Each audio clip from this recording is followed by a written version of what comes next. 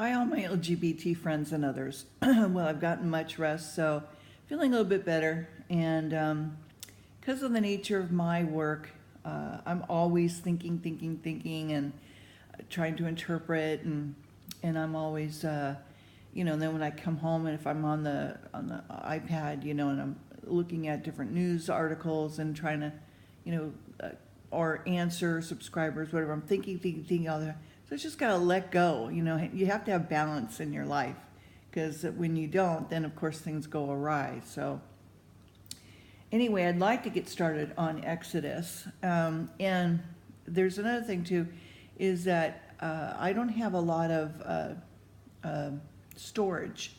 So I have to get rid of a lot of my videos and to free up storage so that I could do this. So that takes, so I may not be able to do it as much or as fast as I would like. But anyway, so let's get started. Exodus chapter 1. And also do keep praying for the families and for our law enforcement to be able to share information about what's going on. And yeah, okay, all right. So chapter 1 is the children of Israel, they multiply. They are oppressed by a new king, and the male children destroyed. All right, so now are the names of the children of Israel, which came into Egypt. Every man in his household came with Jacob. Reuben, Simon, Levi, and Judah. Ishkar, Zebulun, and Benjamin. Dan, Naphtali, Gad, and Asher. All the souls that came out of the loins of Jacob were 70 souls, for Joseph was in Egypt already. And Joseph died, and all of his brethren, and all of that generation.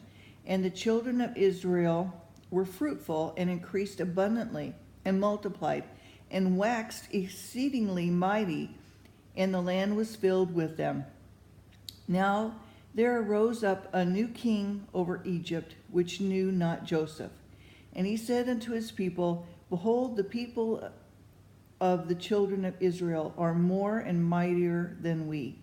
Come on, let us deal wisely with them, lest they multiply, and it come to pass that when they falleth out any war, they join unto our enemies and fight against us.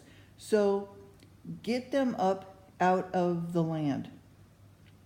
Therefore they did not set over them taskmasters to afflict them with their burdens. And they built for Pharaoh treasure cities, Pithom and Ramses. And more than afflicted them, the more they multiplied and grew. And they were grieved because of the children of Israel. And the Egyptians made the children of Israel to serve with rigor.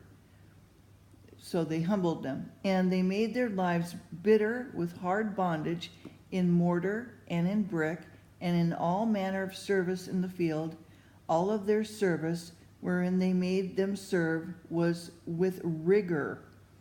And the king of Egypt spoke to the Hebrew midwives, of which the name of one was called Zipporah, and the name of the other was called Puah. And he said, When ye do the office of midwife to the Hebrew women, and see them upon the stools, if it be a son, then ye shall kill him. But if it be a daughter, then she shall live. And the midwives feared God, and did as the king of Egypt commanded them, but saved the men children alive. And the king of Egypt called for the midwives, and said unto them, Why have you done this thing, and have saved the men children alive? And the midwife said unto Pharaoh, Because the Hebrew women are not Egyptian women, for they are lively and are delivered ere the midwives came in unto them. And therefore God dwelt well with the midwives, and the people multiplied and waxed very mighty. And it came to pass, because the midwives feared God, that he made them houses. So they were obedient. And Pharaoh charged all his people, saying, every son that is born you shall cast into the river, and every daughter you shall save alive. So, chapter 2. Moses is born, okay? And laid among the flags, and he is found and brought up by Pharaoh's daughter, and he slayed an Egyptian, and he fleeth into Midian, and he married Zipporah. Okay, and there went a man of the house of Levi, and took wife a daughter of Levi, and the woman conceived and bare a son. And when she saw him, he was a godly child, and she hid him for 3 months. Okay, so they're killing all the male children, so she's hiding them, all right. And so when she could not longer hide him, she took him an ark of bulrushes, and doubted it with slime and pitch, like a tar.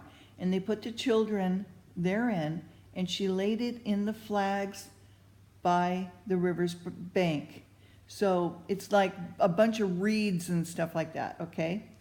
And the sister stood far off to wit what she had done to him, like a witness. And the daughters of Pharaoh came down to wash herself at the river, and her maidens walked along by the riverside. And when she saw the ark among the flags, she sent her maid to fetch it. And when she opened it, she saw a child. And behold, the baby wept, and she had compassion on him, and said, this is one of the Hebrew children. Then said the sister of Pharaoh's daughter, shall I go and call thee a nurse of the Hebrew women, that she may nurse the child for thee? And Pharaoh's daughter said to her, go. And the maid went and called the child's mother. And Pharaoh's daughter said unto her, take this child away, and nurse it for me, and I will give thee wages. And the woman took the child and nursed it. And the child grew, and she brought him unto Pharaoh's daughter, and he became her son. And she called his name Moses, and said, because I drew him out of the water. And it came to pass in those days, when Moses was grown, and he went out unto his brethren, and looked on their burdens. And he spied an Egyptian that was smiting a Hebrew, one of his brethren. And he looked this way and that way, and he saw that there was no man, and he slew the Egyptian and hid him in the sand. And when he went out the second day, behold, 2 men of the Hebrews strove together, and he said to them, what did the wrong? Wherefore smitest thou thy fellow? And he said, who made thee a prince and a judge over us? Intendest thou to kill me, and thou killest as thou killest the Egyptian? And Moses feared and said, surely this thing is known. Now when Pharaoh heard this thing, he sought to slay Moses. But Moses fled from the face of Pharaoh, and dwelt in the land of Midian, and he sat down by a well. Now the priests of Midian had 7 daughters, and they came and drew water, and filled their troughs to water their father's flock. And the shepherds came and drove them away, but Moses stood up and helped them and watered their flock. And when they came to Reuel, their father, he said, how is it that you have come too soon today? And they said, an Egyptian delivered us out of the hand of the shepherds, and also drew water enough for us, and watered the flock. And he said unto his daughters, well, where is he? And why is it that you have left the man? Call him, that he may eat bread. And Moses was content to dwell with the man, and he gave Moses Zipporah his daughter. And she bare him a son, and he called his name Gershom, for he said, I have been a stranger in a strange land.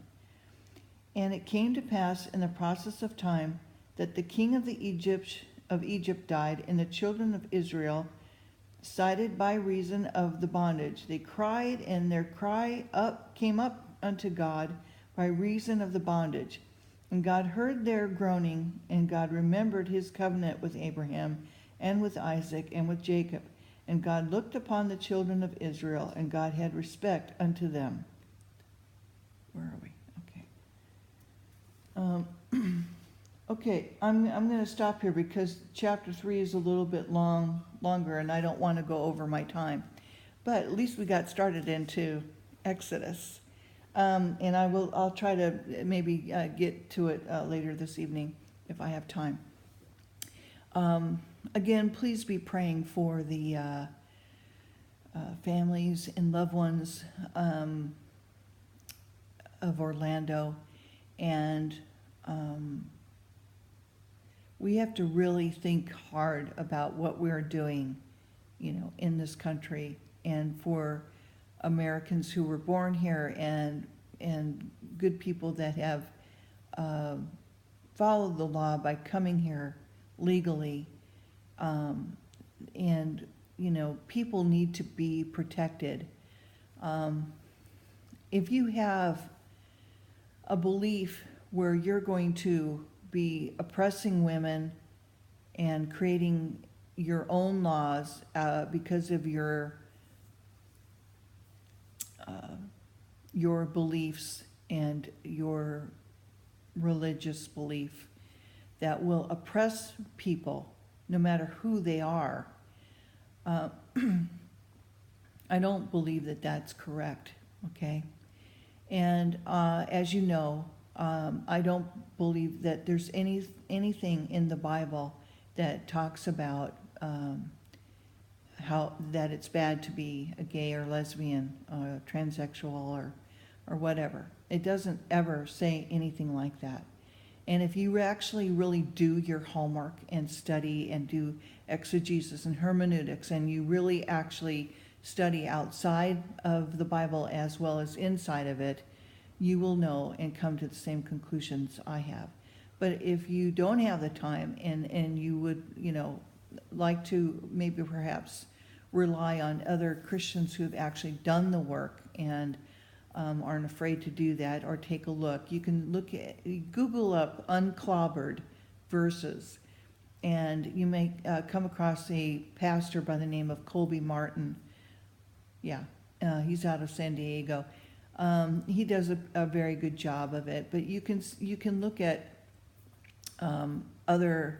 you can look at my own website. I believe I have done it to explain Sodom and Gomorrah, Leviticus, Corinthians, and Romans, and so forth, and how it has nothing to do with being gay. It has to do with recognizing who God is and not to have any other idols before him. And that means that he is the one idol that you should have, that he's the one object of your affection that you should have. Nothing else and no one else should be your God. Only God is God, okay? And that's why God, he deserves that reverence. He deserves that, okay? And so that's most important. And if you sincerely have a question about any of the 6 verses that other so-called Christians who just read the Bible literally and who don't understand how to interpret things, then I will engage you. But please don't leave any rude comments, because I will block you and I will remove you from my channel. This is not about that. Okay? All right. Hope you have a great rest of your week. Thank you so much. And be praying for my subscribers as well. Thank you. Bye-bye.